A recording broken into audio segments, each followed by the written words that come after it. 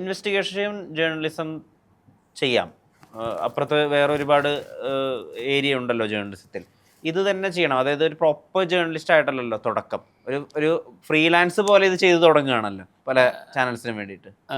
സത്യമാണത്. കാരണം എന്നെ സംബന്ധിച്ചിടത്തോളം എനിക്ക് ഈ എൻ്റർടൈൻമെൻറ്റ് പ്രോഗ്രാംസ് എന്ന് പറയുന്നത് ആദ്യം ചെയ്തു തുടങ്ങുന്ന സമയം മുതൽ എനിക്ക് ചാനൽ എന്ന് പറയുന്നത് ഭയങ്കര ഒരു ആഗ്രഹമുള്ളൊരു ഇതായിരുന്നു, സ്പേസ് ആയിരുന്നു. ഭയങ്കര ആഗ്രഹമുള്ളതായിരുന്നു. അപ്പം എൻ്റർടൈൻമെൻറ്റ് എന്ന് പറയുന്നത് ചാനൽ ചെയ്യാൻ എനിക്ക് ഒട്ടും താല്പര്യമില്ലായിരുന്നു, അശേഷം താല്പര്യമില്ലായിരുന്നു. അപ്പോൾ എനിക്ക് ശരിക്കും പറഞ്ഞാൽ എൻ്റെ ആദ്യ സമയം മുതൽ ഫീൽഡിലേക്ക് വരുന്ന സമയം മുതൽ എന്തെങ്കിലും ഒരു എല്ലാം ഒരു അന്വേഷണാത്മകമായിട്ടുള്ള കാര്യങ്ങൾ. അത് കൂടുതൽ ഈ സലാം ഹാജി മർഡർ നമ്മുടെ തൃക്കരിപ്പൂർ നടന്ന സംഭവം, അതുപോലെ ഖാസി CM അബ്ദുൽ മുസ്ലിയാരുടെ മീൻസ് അത് മർഡർ ആണെന്നുള്ളതാണ് അവരിന്നും എല്ലാവരും വിശ്വസിക്കുന്നത്. അത് മർഡർ തന്നെയാണത് എന്ന് ഞാനും പറയും. അപ്പോൾ അതിൻ്റെ പിന്നാലെ ഒരുപാട് യാത്ര ചെയ്തതാണ്. ആ CBI എൻക്വയറിയിൽ പോയി, പക്ഷേ പ്രോപ്പറായിട്ടുള്ള അന്വേഷണം നടന്നില്ല. അതിൻ്റെ പിന്നിൽ ഒരുപാട്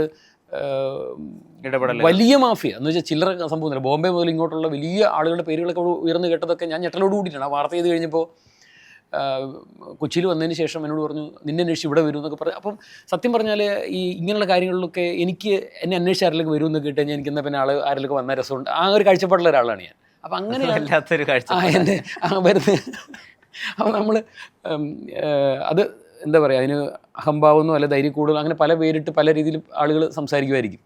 അത് അങ്ങനെ എനിക്കറിയാൻ പാടില്ല. എന്നെ സംബന്ധിച്ചിടത്തോളം എനിക്കൊരു സാധനം ചെയ്യുന്നത് അത് വ്യക്തമായിട്ടുള്ള എന്തെങ്കിലും ഒരു സാധനം അതിനകത്ത് എന്നെക്കൊണ്ട് കണ്ടെത്താൻ പറ്റുന്ന എന്തെങ്കിലും സാധനം കൊണ്ട് ഞാൻ കണ്ടെത്തും. അതിൻ്റെ പിന്നാലെ എന്ത് ഭവിഷ്യത്തും അതിന് ഫേസ് ചെയ്യാൻ ഞാൻ തയ്യാറാണ്. എനിക്കൊരു പ്രശ്നമില്ല. ആ ഒരു മനോഭാവമുള്ള ഒരാൾ. ആദ്യമേ തുടങ്ങുന്ന സമയം മുതലേ എൻ്റെ മുന്നിൽ വന്നത് ഇത്തരം കുറച്ച് കേസുകളാണ്. റോബറി, ക്രൈം, അതെ ഇങ്ങനെ സാധനമാണ്. അത് സീക്രട്ട് ഫയൽസ് എന്ന് പറഞ്ഞ ബിനോയ് കുഞ്ഞുമോനായിരുന്നു കൗമുദി ചാനലിലാണ് ആ പ്രോഗ്രാം ചെയ്തുകൊണ്ടിരുന്നത്. അപ്പോൾ ആള് എറണാകുളം വരെയുള്ള പ്രോഗ്രാമുകളെ അവർ ചെയ്യുള്ളൂ. പിന്നെ അങ്ങോട്ട് ഒരുപാട് വർഷങ്ങളായി സീക്രട്ട് ഫയൽസ് ഒക്കെ. അപ്പം അങ്ങോട്ടേക്കുള്ളത് എറണാകുളം വരെ അവർ ചെയ്യും. പിന്നെ തൃശ്ശൂർ അങ്ങോട്ടേക്കുള്ളത് കോഴിക്കോട്, കണ്ണൂർ, കാസർഗോഡ് എല്ലാം ഞാനാണ് ചെയ്തു. അപ്പോൾ അങ്ങനെയാണ് ശരിക്കും പറഞ്ഞാൽ ആദ്യം നമ്മൾ ഇൻവെസ്റ്റിഗേഷൻ അതിലേക്ക് വരുന്നത്. പിന്നീട് നമ്മൾ അതിനകത്ത് അങ്ങോട്ട് കണ്ടമാനം ഒരുപാട് കേസുകൾ നമ്മൾ തുടർച്ചയായിട്ട് ചെയ്തു. അതിനകത്തൊരു ഞാൻ പറഞ്ഞല്ലോ, എനിക്ക് അങ്ങനത്തെ ഒരു ഭയപ്പെടുത്തി പിന്തിരിപ്പിക്കുക എന്ന് പറയുന്നൊരു സംഭവം എന്തായാലും നമ്മുടെ അടുത്ത് എന്തായാലും നടക്കില്ല എന്ന് ഞാൻ ആദ്യമേ തന്നെ അത് ഓരോരോ വർക്കുകൾ ചെയ്തതിന് ശേഷം എനിക്ക് മനസ്സിലായതാണ്. കാരണം അത് എന്നിൽ കൂടെ ഞാൻ ചില പ്രവൃത്തികൾ കാണുമ്പോൾ എനിക്ക് തന്നെ അറിയാം എന്നെ ആ ഒരു കേസിൽ തോൽപ്പിക്കാൻ പറ്റൂല. എനിക്ക് ആ ഒരു കാര്യത്തിൽ പേടിയില്ല. അത് ഈ ട്രാൻസ്ജെൻഡർ ലേഡിയായിട്ട് നടത്തിയൊരു സോഷ്യൽ എക്സ്പെരിമെൻ്റ് ഉണ്ടായിരുന്നല്ലോ, സ്വയം വേഷം മാറി ചെയ്തത്. അതിൻ്റെ പിന്നിലെ പ്രേരണ എന്തായിരുന്നു? ട്രാൻസ്ജെൻഡർ വേഷം ചെയ്ത് എനിക്കൊന്നും ഒരുപാട് പ്രഷറൊന്നും കണ്ടിട്ടുണ്ടെന്ന് തോന്നുന്നില്ല. എന്തായാലും അത് ഒരുപാട് കഷ്ടപ്പെട്ട് ചെയ്തതാണ്. അതിൻ്റെ റീൽസൊക്കെ വലിയ ശ്രദ്ധ കയറിയിട്ടുണ്ടായിരുന്നു. അതിനകത്തൊരു കാരണം അതുപോലെ തന്നെ എനിക്ക് വേറൊരു പ്രധാനപ്പെട്ട അതിന് മറുപടി വന്നപ്പോൾ ഒരു വളരെ പ്രധാനപ്പെട്ട കാര്യം, ഒരുപാട് യങ്സ്റ്റേഴ്സ് ആയിട്ടുള്ളൊരു നമ്മുടെ വാർത്തകൾ കാണുന്നുണ്ട്. ക്യൂൻസ്വേയിൽ ഉണ്ടായിട്ടുള്ള രാത്രി പുലർച്ചെ 4 മണി വരെ കണ്ടതും കുത്തിക്കയറ്റി അവിടെ കിടന്ന് കാണിക്കുന്ന വേഷം കെട്ട് നമ്മൾ പുറത്ത് ചെയ്ത് കൂടിയിട്ട് യുവമാരെല്ലാം കൂടെ കൂടിയിട്ട് നമുക്ക് സ്ട്രൈക്ക് നമ്മുടെ മില്യൺ പോയിട്ടുള്ള വീഡിയോസ് എല്ലാം കൂടെ നമുക്ക് ഇങ്ങോട്ട് എനിക്ക് ആ ഇൻസ്റ്റാഗ്രാമിൻ്റെ പ്രൊസീജിയേഴ്സ് എന്താ അതൊക്കെ ഒന്നും എനിക്കറിയാൻ പാടില്ല. ഇൻസ്റ്റാഗ്രാം പേജ് ഇല്ല, വാണിഷായി പോയി നമ്മുടെ ഇൻസ്റ്റാഗ്രാം പേജ്. അപ്പോൾ നിങ്ങളുടെ പ്രസ്ഥാനം പോലെയുള്ള ഒരുപാട് പ്രസ്ഥാനങ്ങളുമായിട്ട് ഞാൻ സംസാരിച്ചു. പക്ഷേ ഇങ്ങനത്തെ ഒരു അനുഭവം വേറെ ആർക്കും ഇല്ല. നമ്മുടെ ഇൻസ്റ്റാഗ്രാം പേജ് വാനിഷായിപ്പോയി. റിപ്പോർട്ട് അടിച്ചിട്ട് ആയിരിക്കാം, ഇപ്പോൾ എല്ലാവരോടും കൂടി പെരുമാറിക്കളഞ്ഞു നമ്മൾ. അതാണ് സംഭവിച്ചത്. ആ വാർത്ത ചെയ്ത സമയത്ത് ഒരുപാട് പ്രശ്നങ്ങളുണ്ടായിരുന്നു എനിക്ക്. ഒരുപാട് ആളുകൾ വിളിക്കുന്നു, മറ്റേതാണ് നമ്മളെ അതാക്കി കളയും വരുന്ന കോളുകളൊന്നും ഫോൺ അടിച്ചു കഴിഞ്ഞ് കഴിഞ്ഞാൽ ഓഫീസിലിരിക്കുന്നവർക്കും എല്ലാവർക്കും വരുന്നുണ്ട് അടുത്ത പള്ളി എന്നുള്ളൊരു മനോഭാവം അങ്ങനെ ആക്കി കളഞ്ഞു. നമ്മുടെ ഇൻസ്റ്റാഗ്രാം പേജ് വാനിഷായി പോയി. അപ്പം നമ്മളെ സാഗൂതം ഞാൻ പേരൻസിന് വേണ്ടി ചെയ്ത വാർത്തയാണ്. പക്ഷേ പേരൻസ് എന്തുകൊണ്ട് നമുക്ക് ഈ ഒളിഞ്ഞും പറഞ്ഞു വരുന്ന 2 കമൻറ്റ് പറഞ്ഞിട്ട് ഇരുന്ന് കഴിഞ്ഞാൽ എല്ലാം റെഡിയായി എന്ന് പറഞ്ഞു നമ്മുടെ ഇൻസ്റ്റാഗ്രാം പേജ് പോയി. ശരിക്കും അന്ന് ആ വീഡിയോയിൽ കണ്ടതുപോലെ, അതായത് ലഹരിക്ക് അടിമപ്പെട്ടും ഒരുപാട് യുവാക്കൾ അർദ്ധനഗ്നരായി, ചിലവരൊക്കെ പൂർണ്ണ നഗ്നരായൊക്കെ അവിടെ എവിടെയൊക്കെ കാണപ്പെടുന്നു.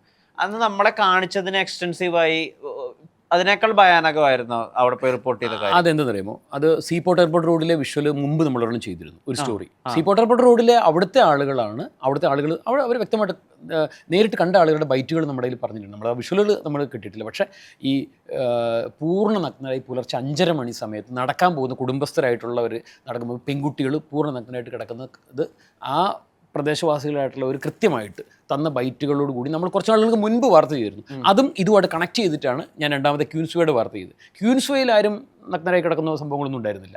പക്ഷേ പുലർച്ചെ 4 മണി 5 മണി സമയത്തും യാതൊരു കൺട്രോളും ഇല്ലാതെ ഇന്നത്തെ നമ്മുടെ കുട്ടികൾ ഉപയോഗിക്കുന്ന മരുന്നുകളെക്കുറിച്ചും മറ്റുള്ള കാര്യങ്ങളെക്കുറിച്ചൊക്കെ ഇപ്പോൾ ഏറ്റവും വലിയ വാർത്ത ചർച്ച വന്നുകൊണ്ടിരിക്കുന്ന സമയമാണ്. ക്യൂൻസ്വേയിൽ ഞാനെന്ത് ചെയ്ത് ഇത് എത്രയും പെട്ടെന്ന് ഇതിനൊരു സംവിധാനത്തിലോട്ട് പോയില്ല എന്നുണ്ടെങ്കിൽ ഇത് വലിയ ആപത്തിലേക്ക് പോകും, 100% ഉറപ്പാണ് എന്ന് നമ്മളന്ന് പറഞ്ഞു. സ്റ്റേറ്റ് പോലീസ് വളരെയധികം ശ്രദ്ധിക്കേണ്ട ഒരു വിഷയമാണ് ഇതെന്നുള്ളത് നമ്മൾ പറഞ്ഞതോടെ വെച്ചു. രണ്ടാം ദിവസം 3-ാം ദിവസം അവിടെ വലിയ ഗുണ്ട ആക്രമണം നടന്നു, വലിയൊരു അടി നടന്നു അവിടെ. അത് കഴിഞ്ഞ് പോലീസ് വന്ന് എല്ലാവരും അടിച്ചു ഓടിച്ചു. അപ്പോൾ ശ്രദ്ധിക്കപ്പെടാൻ വേണ്ടി അത് കാരണമായി. അവിടെ വന്ന് കണ്ടതെന്ന് പറഞ്ഞിട്ട് ഒരെണ്ണം നോർമലല്ല. കുടുംബസ്ഥരായിട്ടുള്ള കുഞ്ഞുങ്ങളെയായിട്ട് വരുന്ന ചില മാതാപിതാക്കളടക്കമുള്ളവരല്ലാതെ, പിന്നെ 1-2 ഒറ്റയും പെട്ടേ അല്ലാതെ ബാക്കിയൊക്കെ രാത്രി 10 മണിക്ക് തുടങ്ങുന്ന തുള്ളലെന്ന് പറഞ്ഞാൽ പുലർച്ചെ 4 മണി വരെ അതേ വ്യക്തി അതിലും എനർജിയിൽ തുള്ളണം എന്നുണ്ടെങ്കിൽ ആ തുള്ളുന്നതിനൊക്കെയുള്ള കാരണങ്ങളൊക്കെ നമുക്ക് ചിന്തിച്ച് നോക്കാം. ഒരു മനുഷ്യൻ എത്ര തുള്ളിയാലും എത്ര തുള്ളും, എന്ത് ജാതി എനർജിയാണ് കുത്തിക്കയറ്റുന്നതെന്ന് ഓർത്തു പോകുക. അങ്ങനെ എന്തല്ല അതിനെക്കുറിച്ച് കടന്ന് പറഞ്ഞു കഴിഞ്ഞാൽ ഒരുപാട് കാര്യങ്ങൾ പറയാനുണ്ടാവും. നിങ്ങൾക്കും എനിക്കും അറിയുന്ന കാര്യങ്ങൾ ഇതൊക്കെ സത്യസന്ധമായിട്ടുള്ള കാര്യങ്ങളാണ് ഇതൊക്കെ. പിന്നെ അതൊക്കെ നമ്മൾ വിഷ്വലായിട്ട് തന്നെ കൃത്യമായിട്ട് അവതരിപ്പിച്ച് കാണിച്ചിട്ടുണ്ട്. അതായത് രാത്രി 10 മണിക്ക് ശേഷം അവിടെ ചെന്നിട്ട് പുലർച്ചെ 4-5 മണി വരെ ഞങ്ങൾ അവിടെ ഉണ്ടായിരുന്നു. ഓരോ സമയം അടക്കം പറഞ്ഞ് ഇപ്പോൾ ഇത് ഇത്ര സമയമായി, ഇത് കഴിച്ചത്, ഇപ്പോൾ ഇതാ ഇത്ര സമയം, ഇപ്പോഴത്തെ കഴിച്ചതാ എന്ന് പറഞ്ഞ് കൃത്യമായിട്ട് നമ്മൾ അതിനകത്ത് കാണിച്ചിട്ടുണ്ട്. കണ്ണിൽ കണ്ടത് മുഴുവൻ നമ്മളിവിടെ പറഞ്ഞിട്ട് പോലും ഇല്ല. അപ്പോഴത്തേക്കും ചില ആളുകൾ പൊളിഞ്ഞ് എല്ലാവരും കൂടി വന്ന് നമ്മുടെ ഇൻസ്റ്റാഗ്രാം പേജ് വാനിഷായിപ്പോയി ഈ ഒരൊറ്റ കേസിൽ. ഞാനിത് ആരുടെ അടുത്തൊന്നും പറയാനും ഒന്നും പോയിട്ടില്ല. കാരണം വെച്ചാൽ എന്ത് ചെയ്യാൻ വേണ്ടി പറ്റും? നമ്മുടെ സമൂഹത്തിൻ്റെ മലയാളികളുടെ മനോഭാവം, നമ്മുടെ ചെറുപ്പക്കാരുടെ മനോഭാവം ഒക്കെ എന്താണെന്നുള്ളതിൻ്റെ ഒരു ഇതാണ്. ഞാൻ പേരൻസിന് വേണ്ടി ചെയ്ത വാർത്ത ഈ വിധമായി പോയി. ട്രാൻസ്ജെൻഡർ എക്സ്പെരിമെൻറ്റ്, സോഷ്യൽ എക്സ്പെരിമെൻറ്റിലേക്ക് വരാം. ട്രാൻസ്ജെൻഡർ വേഷം കിട്ടാൻ വേണ്ടിയുള്ള കാരണം വെച്ചാൽ 4-ാം ക്ലാസ്സിൽ പഠിക്കുന്ന ഒരു കൊച്ച്, ആ കൊച്ചിനെ പീഡിപ്പിച്ചു. ആ കൊച്ചിന്ന് വളർന്ന് ആ കൊച്ചിന്ന് സെക്സ് വർക്ക് ചെയ്യുന്നുണ്ട്. അപ്പോൾ കൊച്ചിയിലുള്ളതാണ് അവർ. ഒരുപാട് ട്രാൻസ്ജെൻഡേഴ്സിൻ്റെ ഇതുണ്ട്. അപ്പോൾ ഞാൻ ഇവരുടെ എക്സ്പീരിയൻസ് മറ്റുള്ള കാര്യങ്ങളൊക്കെ പറഞ്ഞിങ്ങനെ സംസാരിച്ച് ഇവരനുഭവിക്കുന്ന കുറേ വിഷയങ്ങളൊക്കെ, അതുപോലെ ട്രാൻസ്ജെൻഡേഴ്സ് കൊല ചെയ്യപ്പെട്ടതൊക്കെ ആർക്കും വേണ്ടല്ലോ. ഒരു തെരുവുനായ മരണപ്പെട്ട് ചത്തു വീണ് കഴിഞ്ഞ് കഴിഞ്ഞാൽ അതിനെക്കുറിച്ച് ചോദിക്കാൻ എത്ര ഉള്ള ആണും പെണ്ണും അടങ്ങുന്ന നമ്മുടെ സമൂഹത്തിൽ എത്രയോ പേരാണ് ഉള്ളത്. ഒരു ട്രാൻസ്ജെൻഡറിനെ ഒന്നാമത്തെ കാര്യം, രാത്രി 12 മണി സമയത്ത് 1 മണി സമയത്ത് അവരുടെ കൂടെ കിടക്കാൻ വേണ്ടി ചെല്ലുന്നവന് മൂഡ് മാറിക്കഴിഞ്ഞാൽ അവൻ അടിച്ച് ഫിറ്റും പുറത്താണ് അവനൊരു സാധനം എടുത്താൽ ട്രാൻസ്ജെൻഡർ തലക്കടിച്ച് കഴിഞ്ഞാൽ അതവിടെ കിടന്ന് ചോര ഏൽപ്പിച്ച് ചത്ത് കഴിഞ്ഞ് കഴിഞ്ഞാൽ അത് ബ്ലീഡിങ് ആയിട്ട് അവിടെ കിടക്കുന്ന കണ്ടു കഴിഞ്ഞാൽ സാധാരണ ഒരു മലയാളി കണ്ടു കഴിഞ്ഞ് കഴിഞ്ഞാൽ അവൻ വേഗം കണ്ടിട്ട് അവിടെ നിന്ന് മാറിപ്പോവുള്ളൂ. ഒന്നാമത്തെ കാര്യം വല്ല റെയിൽവേ ട്രാക്കിൻ്റെ അടുത്തോ വല്ല ഒഴിഞ്ഞ പ്രദേശങ്ങളിലായിരിക്കുമല്ലോ ഇവർ ഈ സംഭവം നടത്തുന്നത്. അവനൊരു കലിപ്പ് തോന്നി, അവൻ അടിച്ച് ഫിറ്റും പുറത്ത് അവന് കലിപ്പ് തോന്നി, അവൻ അടിച്ച് തലയ്ക്ക് അടിച്ച് ട്രാൻസ്ജെൻഡറിനെ തീർത്ത് കളഞ്ഞു കഴിഞ്ഞാൽ സ്വാഭാവികമായിട്ടും ആ ട്രാൻസ്ജെൻഡർ അവിടെ കിടന്ന് ചോര പോയിട്ട് ചാവുള്ളൂ. അവരുടെ ജീവൻ അങ്ങനെ പോവുള്ളൂ, ആരും എടുത്തോണ്ട് പോകില്ല. അങ്ങനെയൊക്കെയുള്ള സംഭവം ഞാനിങ്ങനെ കുറേ കാര്യങ്ങളെക്കുറിച്ച് ഈ അനന്യയുടെ മേർഡർ മുതൽ ഇങ്ങോട്ട്, പിന്നെ അതുപോലെ നമ്മുടെ HMTയുടെ അവിടെ ഒരാൾ രാത്രിയിൽ ഫോറസ്റ്റിൻ്റെ ഉള്ളിൽ പോയിട്ട് സൂയിസൈഡ് ചെയ്തിരുന്നു, ട്രാൻസ്ജെൻഡർ. ഇങ്ങനെ കുറേ കേസുകൾ.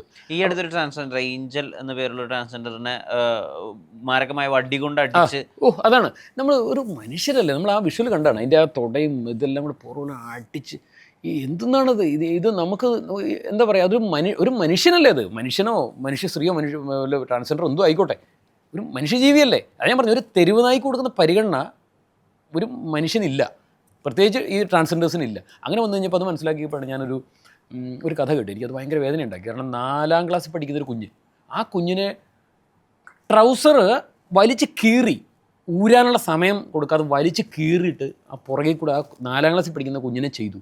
അതിന് ബ്ലീഡിങ് ആയിട്ട് ഭയങ്കരമായിട്ട് ഇതാക്കി. അത് കഴിഞ്ഞ് അവൻ തന്നെ ഇതെല്ലാം അവൻ്റെ ആ സൂക്കടെല്ലാം തീർന്നു കഴിഞ്ഞപ്പോൾ അവൻ തന്നെ അത് തട്ടി പൊത്തി ഒഴിച്ചത് അതെല്ലാം പുറത്ത് പറഞ്ഞു കഴിഞ്ഞാൽ ഈ കൊച്ചിൻ്റെ ഒരു അവസ്ഥയെന്ന് ഓർത്ത് നോക്കും. ഒരു കുഞ്ഞല്ലേ, 4-ാം ക്ലാസ്സിൽ പഠിക്കുന്ന കുഞ്ഞെന്ന് പറഞ്ഞാൽ ട്രാൻസ്ജെൻഡർ ആയിക്കോട്ടെ അല്ലെങ്കിൽ മറ്റേ മെയിലോ ഫീമെയിലോ എന്താണെങ്കിലും ഒന്ന് ഓർത്ത് നോക്കും. 4 പഠിക്കുന്ന കുഞ്ഞെന്ന് പറയുമ്പോൾ എന്ത് ബോധം ഉണ്ടാവും, അല്ലെങ്കിൽ എന്താണ് ആ കുഞ്ഞ്, അതിനെന്തറിയാം? ഇതൊക്കെ കേട്ട് കഴിഞ്ഞ് കഴിഞ്ഞാൽ നമ്മൾ എന്നിട്ട് അവർ സെക്സ് വർക്ക് ചെയ്യുന്നതിന് അല്ലെ അവരെ ഇന്ന് നമ്മുടെ സമൂഹമാണ് അങ്ങനെ ആക്കിയത്, നമ്മൾ തന്നെയാണ് അങ്ങനെ ആക്കിയത്. അവർ ചെയ്തോട്ടെ, അല്ലാണ്ട് പിന്നെ നമ്മളെന്താ പറയണ്ടേ? അവർക്കൊരു സംരക്ഷണം കൊടുക്കാനും അവരെ ഒരിടത്ത് സെറ്റിൽ ചെയ്യാനും അല്ലെങ്കിൽ അവരെ ഒന്ന് എന്താ പറയുക ഒരിടത്ത് ഉറപ്പിക്കാനുള്ളൊരു സംവിധാനങ്ങളൊക്കെ ആക്കാനുള്ള എല്ലാ കഴിവുള്ള നാട്ടിൽ തന്നെയാണ് നമ്മൾ ജീവിക്കുന്നത്. നമ്മുടെ മലയാളികളുടെ സാമൂഹ്യ പ്രതിബദ്ധതയൊക്കെ നമുക്കറിയുന്ന കാര്യങ്ങളാണല്ലോ. എല്ലാം ഉള്ള നാട്ടിൽ തന്നെ അവർ ജീവിക്കുന്നത്. എന്തെങ്കിലും പരിഗണന അവർക്ക് കൊടുക്കുന്നുണ്ടോ? ഒരു പരിഗണന അവർക്ക് കൊടുക്കുന്നില്ല. അപ്പോൾ സ്വാഭാവികമായിട്ടും ഈ 4-ാം ക്ലാസ്സിൽ അവനെ കുനിച്ചു നിർത്തി അവനോട് ചെയ്ത് ഇതാണ് ഭയങ്കര ബ്ലീഡിങ് ഒഴുകി നാശമായി കഴിഞ്ഞപ്പോൾ അവൻ തന്നെ തുടച്ചു മാറ്റി വെള്ളമൊക്കെ ഒഴിച്ച് നീ ഇത് പുറത്ത് പറഞ്ഞു കഴിഞ്ഞാൽ വേറെ എന്തോ ഒരു കുഞ്ഞു കൊച്ചാണ്, അല്ലെങ്കിൽ എന്തൊക്കെയോ ഭീഷണികളൊക്കെ പറഞ്ഞ് എൻ്റെ അടുത്ത് ആ ട്രാൻസ്ജെൻഡർ അവരെന്നെ എന്നോട് നേരിട്ട് പറഞ്ഞത്. നമുക്ക് ഉള്ളിൽ കിടിക്കും പോയി. സെക്സ് വർക്ക് ചെയ്യുന്ന നിങ്ങൾ ഈ ഒരു സംഭവം ഈ രാത്രി 12 മണിക്ക് ചെറുപ്പക്കാർക്കെല്ലാം എയ്ഡ്സ് വിതരണം ചെയ്യല്ലേ എന്നൊക്കെ ചോദിച്ചുകൊണ്ട് ഞാൻ അങ്ങനെ സംഭാഷണം ഒരു സാഹചര്യം ഉണ്ടായപ്പോഴാണ് ഇത് പറഞ്ഞത്. അത് കഴിഞ്ഞാണ് രാഗരഞ്ജിനി എന്ന് പറഞ്ഞ ട്രാൻസ്ജെൻഡർ 10 വയസ്സുള്ളതിനെ വീടിൻ്റെ അടുത്തും തൊട്ടടുത്തുള്ള കുറ്റിക്കാട്ടി കൊണ്ടുപോയി ചെയ്ത കാര്യങ്ങൾ അതിനകത്തുണ്ട്. നിങ്ങൾ എനിക്ക് റിപ്പീറ്റ് ചെയ്യാൻ ഇഷ്ടമല്ല, വാർത്ത ചെയ്തതിന് എനിക്ക് തീരെ നമ്മളെ പറയുന്ന വാക്കുകളിൽ നമുക്ക് ഭയങ്കര വേദന ഉണ്ടാക്കുന്ന 10 വയസ്സുള്ളൊരു കൊച്ചിനെ കൊണ്ടിട്ട് അടിച്ചിട്ടുണ്ടല്ലോ, അവനെയൊക്കെ എന്തെന്നാ ചെയ്യേണ്ടത്? അങ്ങനെയുള്ളവനൊക്കെ അത് പിന്നെ അങ്ങനെയുള്ള അനുഭവങ്ങളിൽ 5, 6, 8, 10 വയസ്സുള്ള കൊച്ചുങ്ങൾ പോയിട്ടുണ്ടെന്നുണ്ടെങ്കിൽ ആ കൊച്ചു പിന്നെ എന്താവണം? അത് സെക്സ് വർക്ക് ചെയ്യുക, അല്ലാണ്ട് പിന്നെ ഡ്രഗ്സുമായിട്ട് പോലെ ക്രിമിനൽ ആക്ടിവിറ്റീസുമായിട്ട് തല മുതിർന്ന് കഴിയുമ്പോൾ അവൻ ആളുകളുടെ തലയടിച്ച് പൊളിക്കാൻ പോവുകയൊക്കെ ചെയ്തിട്ടുണ്ടെങ്കിൽ അവനെ തെറ്റ് പറയേണ്ട കാര്യം ഇരിക്കുന്നത്. ട്രാൻസ്ജെൻഡേഴ്സിനെ എല്ലാവർക്കും ഒരാൾക്കും വേണ്ട. അദ്ദേഹം പറഞ്ഞു നമ്മുടെ നാട്ടിലൊരു തെരുവുതായി ഉണ്ടെങ്കിൽ അതിനൊരു ബിസ്ക്കറ്റ് ഇട്ട് കൊടുക്കും. എന്നാൽ ഈ ട്രാൻസ്ജെൻഡർ വിശന്ന് കൂറിയിരിക്കുക, ഒരു വിശന്നിട്ട് രക്ഷയില്ലാതിരിക്കുക, ഒരു ബിസ്ക്കറ്റ് തരാമോ അല്ലെങ്കിൽ എന്തെങ്കിലും ഒരു ഭക്ഷണം കഴിച്ചിട്ടില്ല എന്ന് പറഞ്ഞാൽ ഭക്ഷണം മേടിച്ച് കൊടുക്കാൻ ഇവിടെ ഏതെങ്കിലും മലയാളി തയ്യാറാവോ? അവൻ്റെ കയ്യിലിരിക്കുന്ന ബിസ്ക്കറ്റ് അവൻ കൊടുക്കാൻ തയ്യാറാവുന്ന എപ്പോഴും ഇവിടെയാണ്. ആ പട്ടിക്കിട്ട് കൊടുക്കാനേ അവൻ തയ്യാറാവുള്ളൂ. അല്ലെങ്കിൽ ട്രാൻസ്ജെൻഡേഴ്സിന് കൊടുക്കാനോ അല്ലെങ്കിൽ ട്രാൻസ്ജെൻഡേഴ്സിന് എന്ത് സംഭവിക്കും ഒന്നും അറിയാൻ ആരും തയ്യാറാവുന്നില്ല. ഇങ്ങനെയുള്ള കുറേ സംഭവങ്ങൾ കണ്ടുകൊണ്ടാണ് ഇത് എന്താണ് യഥാർത്ഥത്തിൽ സംഭവിക്കുന്നത് അറിയാൻ വേണ്ടി വേഷം മാറി ഞാൻ പോയി. ഞാൻ വേഷം മാറി പോയിട്ട് ഞാനിപ്പോൾ നിങ്ങളുടെ മുമ്പിലിരിക്കുന്ന എൻ്റെ ഭാഗ്യം കൊണ്ട്, അല്ലെങ്കിൽ എൻ്റെ മക്കളുടെ എൻ്റെ അപ്പൻ ചെയ്ത നന്മ കൊണ്ടും പ്രവൃത്തികളുണ്ടായിരിക്കും. എന്നെ എടുത്ത് നേരെ റെയിൽവേ ട്രാക്കിലേക്ക് കൊണ്ടുപോയി. ഇവരെല്ലാം അവിടെ ബൈക്കിൽ കയറ്റിയിട്ട് ഒരുത്തം വന്നിട്ട് എനിക്കൊരു ജോലി വേണം, എനിക്ക് കിടക്കാൻ സ്ഥലമില്ല, എന്നെ സഹായിക്കണം, ഞാൻ ഭക്ഷണം കഴിച്ചിട്ടില്ല എന്ന് പറഞ്ഞ് എല്ലാം റെഡിയാക്കി തരാൻ വരാൻ പറഞ്ഞിട്ട് എന്നെ ബൈക്കിൽ കയറ്റി നേരെ. അപ്പോൾ എനിക്കറിയാം അങ്ങോട്ട് മിക്കവാറും സാധ്യത ആയിരിക്കുമല്ലോ, നമ്മൾ പ്രതീക്ഷിച്ചല്ലേ നിൽക്കണേ. അപ്പോൾ നമ്മുടെ കൂടെ എൻ്റെ 1-2 സുഹൃത്തുക്കളുണ്ട്, ക്യാമറമാന്മാരെല്ലാവരും ഉണ്ടായിരുന്നു. ഇവരെല്ലാവരും ദൂരത്ത് ബൈക്കിൽ പിന്തുടർന്നു. ഇവൻ തേവരയുടെ അടുത്തുനിന്ന് പോലീസ് സ്റ്റേഷൻ്റെ സൈഡിൽ കൂടെ നേരെ റെയിൽവേ ട്രാക്കിൻ്റെ ഭാഗത്തേക്ക് പോയപ്പോഴത്തേക്കും എൻ്റെ കൂടെയുള്ളവരെല്ലാം പിന്നാലെ. പക്ഷെ അവരോട് ഞാൻ പറഞ്ഞത് ഗ്യാപ്പ് ഇട്ടോണേ, എന്നെ ആരും ചെയ്യുന്നില്ല, നിങ്ങൾ ഗ്യാപ്പ് ഇട്ടോണെന്ന് പറഞ്ഞിരുന്നു. പക്ഷേ ഇവന്മാരെല്ലാം ഗ്യാപ്പ് ഇട്ടില്ല. 2-3 ബൈക്ക് പുറകെ വരുന്നുണ്ടപ്പോൾ ഇവന് വെപ്രോളമായി. ഇവൻ നിലം തൊടാതെ ബൈക്ക് ഓടിച്ചു ലാസ്റ്റ്. ഒരിടത്ത് വന്നു കഴിഞ്ഞപ്പോഴത്തേക്കും എൻ്റെ പിന്നാലെ വന്നവരെ കണ്ണ് വെട്ടിച്ച് ഇവൻ റെയിൽവേ ട്രാക്കിൻ്റെ അടുത്തേക്ക് എത്തിയപ്പോഴത്തേക്കും എൻ്റെ പിന്നാലെ വന്നവരെ കണ്ണ് വെട്ടിച്ചു. അപ്പോൾ ഞാൻ വിചാരിച്ചു ഇനിയിപ്പം എനിക്കൊരു തിരിച്ചു പോകണ്ടോ എന്നുള്ള ചിന്തയ്ക്ക് എനിക്ക് വന്നു. അവസാനം കഴിയുമ്പോഴത്തേക്കും ഇവരെന്നെ റെയിൽവേ ട്രാക്കിൻ്റെ അടുത്ത് കൊണ്ട് നിർത്തി. അപ്പോൾ ഞാൻ വിഷ്വൽ എടുക്കാൻ വേണ്ടി നോക്കുമ്പോഴത്തേക്കും കൂരിരുട്ട. അങ്ങനെ വന്നപ്പോൾ അപകടം മണത്തിട്ട് പിന്നെ ഞാൻ ഒച്ച വെക്കും എന്നൊക്കെ പറഞ്ഞു. അങ്ങനെയൊക്കെ പറഞ്ഞു കഴിഞ്ഞപ്പോഴത്തേക്കും ഒരു വിധത്തിൽ ഒരു ചെറിയൊരു പേടി ഇവൻ്റെ മനസ്സിൽ സൃഷ്ടിച്ച ഒരു വിധത്തിലാണ് ഞാൻ അവിടുന്ന് മെയിൻ റോഡിലേക്ക് ഇന്ന് പിന്നെ ഇറങ്ങി വരുന്നത്. പിന്നെ അവന് ബൈക്ക് എടുത്ത് പോകാതിരിക്കാമല്ലോ. അപ്പം ഞാനിവിടെ ഇപ്പം നിന്നെ ഞാനിവിടെ ഇറക്കി വിടൂടി എന്ന് പറഞ്ഞു എന്നോട്. ഇവിടെ ഇറക്കി വിടൂടി എന്ന് പറഞ്ഞു. ഞാൻ പറഞ്ഞു ഇവിടെ ഇറക്കി വിട്ട് കഴിഞ്ഞാൽ ഞാൻ നിലവിളിക്കും എന്ന് പറഞ്ഞു. കാരണം അപ്പുറത്തേക്ക് വീടുണ്ട്, അവരെല്ലാവരോടും ഒന്ന് ചേട്ടനെ വെറുതെ വിടൂല എന്നൊക്കെ പറഞ്ഞു. അങ്ങനെയൊക്കെ പറഞ്ഞു കഴിഞ്ഞപ്പോൾ എൻ്റെ ബൈക്ക് കയറ്റി റോട്ടിൽ കൊണ്ട് ഇറക്കി. അങ്ങനെ അന്നത്തെ ദിവസം ഒരുപാട് പേരുടെ കൂടെ ഞാൻ ബൈക്കിൽ യാത്ര ചെയ്തു. എന്തൊരു ആക്രാന്തമാണ്. ഒരു ട്രാൻസ്ജെൻഡർ എന്താ പറയുക, ഒരു റോഡ് സൈഡിൽ എവിടെയെങ്കിലും ഒന്ന് കിടന്നുറങ്ങി കഴിഞ്ഞ് കഴിഞ്ഞാൽ അതിനെ അവിടെ കിടത്തി ഉറക്കുമോ? ചുരിദാർ കണ്ടു കഴിഞ്ഞാൽ, സാരി കണ്ടു കഴിഞ്ഞ് കഴിഞ്ഞാൽ അവസ്ഥ എന്താണ്? നേരിട്ട് കണ്ട് അനുഭവിച്ചു ഞാനത്. ഞാൻ ആ വേഷം മാറിപ്പോയി കഴിഞ്ഞപ്പം ഒരു മേക്കപ്പിൽ ഒരു ഫിലിം സ്റ്റാർസിനെയൊക്കെ ഒരുക്കുന്ന ഒരു മേക്കപ്പ് വുമൺ ഉണ്ട്, അവരാണ് എന്നെ ഒരുക്കുകയൊക്കെ ചെയ്തത്. അത് കഴിഞ്ഞ് എന്നെ നടക്കാനൊക്കെ അവർ പഠിപ്പിച്ചു. എന്ന് പറഞ്ഞു ഇവിടുന്ന് പെട്ടെന്ന് വണ്ടി കയറി പോയി. ഇതിപ്പോൾ നിങ്ങൾ വലിയ പ്രശ്നം, യഥാർത്ഥത്തിൽ കുറേ സംഭവങ്ങൾ അവർ പറഞ്ഞു. നമ്മൾ ആ വീഡിയോസിൽ ഉണ്ട്. ആകെ ഒരു ഹോസ്റ്റൽ വാർഡൻ മാത്രമാണ് കുറച്ച് മനുഷ്യത്വപരമായി പെരുമാറിയത്. ഹോസ്റ്റൽ വാർഡൻ ഭയങ്കരമായിട്ട് നമുക്ക് ഒരു ഹോസ്റ്റൽ സംവിധാനങ്ങളൊക്കെ ആയിട്ടുള്ള ഒരു സംഭവം. രാത്രി 10 മണിക്ക് അവിടെ കയറി ചെല്ലുന്നു. പക്ഷേ ഭയങ്കര സ്വീകാര്യത അവരുടെ ഭാഗത്തു നിന്നുണ്ടായി. അവർ റൂം തരാനൊക്കെ തയ്യാറാവുന്ന രീതിയിലൊക്കെ. പക്ഷേ അവിടെയും വേറൊരു കാര്യമുണ്ട്, നമ്മളതിനകത്ത് വേറൊരു അപകടമുണ്ട്. ട്രാൻസ്ജെൻഡർ വേഷം കെട്ടി ലേഡീസ് ഹോസ്റ്റലിൽ ചെന്നൊരുത്തം കയറി കടന്നുകൂടിയാൽ ഉണ്ടാകുന്ന അപകടത്തെക്കുറിച്ചും അതും ചിന്തിക്കണം. യഥാർത്ഥ ട്രാൻസ്ജെൻഡർ അല്ല എന്നുണ്ടെങ്കിൽ അതും ചിന്തിക്കേണ്ട ഒരു വിഷയം തന്നെയാണ്. ഇപ്പം നമ്മൾ വേഷം കെട്ടി അതേമാതിരി എല്ലാം എടുത്ത് വെച്ചപ്പോഴത്തേക്ക് എന്നെ അവർ വിശ്വസിച്ചു. ഞാൻ ട്രാൻസ്ജെൻഡർ അല്ലല്ലോ, പക്ഷേ എന്നെ അവർ ട്രാൻസ്ജെൻഡർ ആയിട്ട് ആദ്യം സ്ത്രീയായിട്ട് എന്നെ വിചാരിച്ചു. എന്നെക്കൊണ്ട് എന്താ പറയുക, നമ്മൾ ഈ കണ്ട ഓരോ നടന്മാരൊക്കെ ചെയ്തു കുറേ സാധനങ്ങളൊക്കെ കണ്ട് നമ്മൾ പരമാവധി ശ്രമിച്ചു നോക്കി അഭിനയിക്കാനൊക്കെ. പക്ഷേ എന്തോ അവർ വിശ്വസിച്ചു. അപ്പോൾ ആണായിട്ടൊരുത്തം വേഷം കെട്ടിച്ചെന്ന് കഴിഞ്ഞ് കഴിഞ്ഞാൽ അതിനകത്ത് വലിയൊരു അപകടം പതിയിരിക്കുന്നു.